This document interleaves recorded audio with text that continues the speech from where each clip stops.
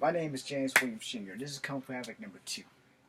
So, a few days ago, I think it was like Tuesday, there's this big clusterfuck of things that's going on with 1,000 or so people wanting to storm Area 51. Let's have a little fun, shall we? Okay, so one, uh, it's a bad idea. It's a very bad idea to go storming a government facility, especially a military facility that has got clear as day trespassing signs and possibly electric fences, and you want to know about aliens. Alright. So, as you know, if you're not new to the channel, my name is James Williams Jr. If you are new to the channel, therefore. What you don't know if you're new to the channel is that I'm a veteran of the United States military. Army National Guard. Nasty Girls for life. I have been told a lot of things when I was at Fort Benning, Georgia. And the only thing I can really reveal is the fact that we were ready for the zombie apocalypse. Okay? But prior to that, and back on topic, about storming Area 51. I'm explaining to you how this thing works, because I'm also studying for law enforcement or police science and criminal justice. 1. Treason is an act of giving another country money and supplies to benefit them against us. That's just one definition of treason. Treason is also a hostile act of aggression on your own country. So you storming a military base, known as Area 51, is a hostile act of aggression, which indicates that the military itself can declare martial law. And if they declare martial law on the thousands of you who want to go running down that road to Area 51, let me prepare you for your end. So while you're watching this and you're getting prepared and you're suiting up like Rambo and you guys are going to go and try to go in at daytime or nighttime or the middle afternoon, let me tell you how this is going to play out. Nothing good is going to come from this. Trust me when I tell you that they're probably going to spray your ass 60 yards in. You might not even get that far. You might only get 10 yards in before you're all wiped the fuck out. Alright? It's going to be declared a hostile act of aggression on a military facility, which in itself is basically an act of war. So, you're going into a military facility.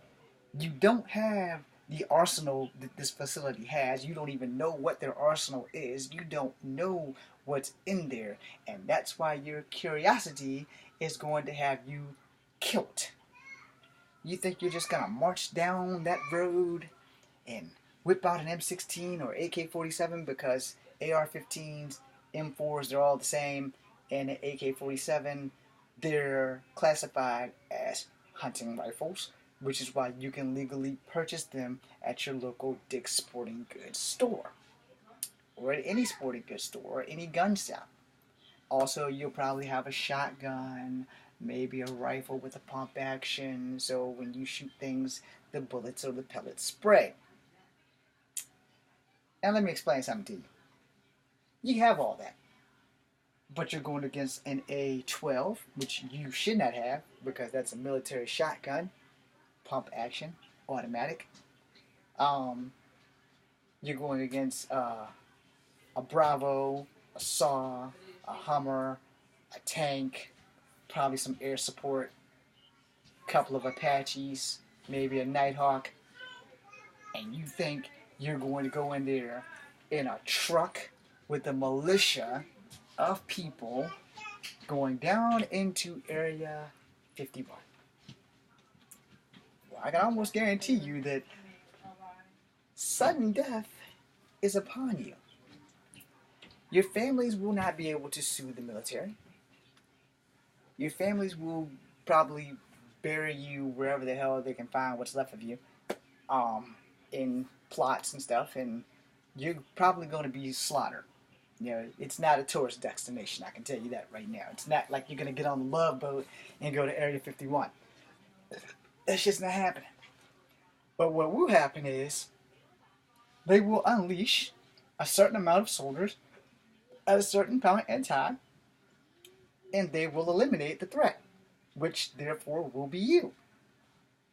You will, if you survive, whoever survives the onslaught of the military, if you survive, because they do have to go by the Geneva Convention, so they will comb through bodies, and if you survive, they will definitely, if you survive and you're healthy enough to stand trial, you will be held trial as an act of treason or a terrorist act of war. Because when you take the oath of service, your job is to serve and protect against foreign and domestic terrorists. You storming Area 51 would make you a domestic terrorist, which would give the police no authority to save you when the military declares you being a domestic terrorist threat and they decide to pump your ass full of lead. Which they will, which would totally be not worth it for you to go find out if there are aliens living under the ground or in frozen facilities and cylinders trying to communicate and trying to figure out what's going on the planet. So, let me give you the first piece of advice. One, if they do exist, the government probably already knows and they're not going to tell you. It'll be just like Men in Black. They're not going to tell you shit until you need to know. Two, if you decide to storm the place, it's not going to be like Men in Black. It's going to be like Tiananmen Square, and your dumbasses are going to get killed. And three, it'll be the one thing that the military won't have to cover up when they kill you, because you're taking a hostile act of aggression on a military facility, which translates by law a terrorist act, which translates by law that if they declared martial law on your ass, on their property, and they sprayed you dead, it's your own damn fault. And for the people who's going to follow the jackass that's going to lead this charge into a military facility, may God have mercy on your souls. Because I'm pretty sure that the military facility probably will not. But if you survive, I can almost guarantee you that you will stand trial. You will be charged with terrorism, or you will be charged with treason, or you will be charged with both. And if Guantanamo Bay is still open and you're healthy enough to be there, that's where you're going to go. Or you may wind up in Area 51 under secret depth, under isolation, under lock and key and handcuffs and shackles, and you might learn everything you wanted to know. So, let me give it to you straight. You don't want to do that. And two, treason is punishable by death. So if they do charge you with treason or terrorist act, you may be sentenced to death. But more importantly, why you don't want to do that is because of the simple fact that if you really want to know about aliens, there's plenty of TV shows, there's plenty of library books, there's plenty of everything you need to know. Go read that shit. Go read Fire in the Sky. It's based on a true story. It's some dude, Travis Walt, that's his name. Go read the story of the mixed couple that were taken by aliens. Or more importantly, take and turn your TV to Destination America when they have the Area 51 files that former people who used to work at Area 51 videotaped and talked about before they passed away. As their dying declaration, they start telling everything that's going on at Area 51. That there is a safe bet. You won't have to worry about being shot or accused of treason or terrorist or hostile intent on a military facility. And I would advise you to take that route because it's the safest route. And as a vet, I know for a fact that if you breach a military facility, you might not be breaching your ass back out. You might be breaching into prison for the rest of your life just due to the fact that we don't want whatever's in there being seen. I didn't go to Area 51. I was at Fort Benning, Georgia. And at Fort Benning, Georgia, the only thing they told us that we have secret weapons for the zombie apocalypse. I can't give you anything else because that's all I was given. I'm not going to lie to you about it. That's what I was told. And then I was smoked while they was telling us that shit. But the whole point is that Fort Benning, Georgia is ready for the zombie apocalypse. As for Area 51, here's my possible theory on that. I'm a man of God. I don't go to church, but I believe in God. And I'm going to tell you this. since God exists, you can't be so stupid in this world, no matter what continent you're from, to think that human beings are the only living organisms in the universe. Maybe in our galaxy. No. Maybe we're the only humans in our galaxy. Maybe there's other humans somewhere out in the universe, like the Battlestar Galactica theory and all the other shit. But for Earth, to Mars, to Pluto, we're not the only things out there. You have to know that. Do not go storming Area 51 looking for proof. You have enough witnesses that have seen Bigfoot. You have enough witnesses that have seen Dogmen. And if you don't know what those are, go to Creepypasta and Matsquatch and they'll get you started.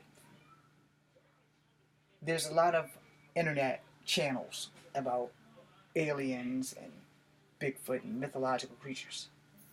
Go to those. Don't storm Area 51. It is not only a bad idea, it is the worst idea that you can possibly have as a human being. And if you love your families and if you have children and they want to go, then show them this video and let them know, hey, that shit's no joke. If they storm Area 51, they might storm themselves right into an early grave.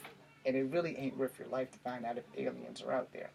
Like I said, go to the Destination America channel and you will be able to find these things. I think they have an online site. Go to the internet and search for things. And what you choose to believe is what you choose to believe. I can't tell you what to believe, but I can tell you this is what I believe. I believe there is a God. I also believe in Bigfoot. I also believe in Coyote the Trickster. I also believe in the Deer Woman. I also believe in the Thunderbird. All these creatures are Native American myth. But I also believe that at one time, there may have been fairies and unicorns, and they may have been Set, Osiris, and all the Egyptian gods, and all the Chinese and Japanese and Indian from India's deities. I'm not going to say they didn't exist because I don't have any proof that they didn't exist. At the same time, I don't have any proof that they did. But if you look at Greek mythology, and if you look at all the other mythos around the world, somebody had to see something. Otherwise, we wouldn't have myths and legends to begin with.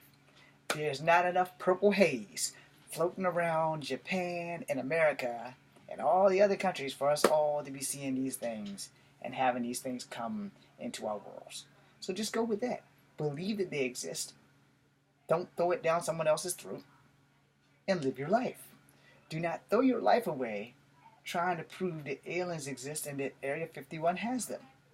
Because the only thing you're going to prove is how quickly a human can receive a bullet. I'm James Williams Jr. This is Kung Fu Havoc number 2. I tried to save you. You've been warned. Good luck, and be seeing you.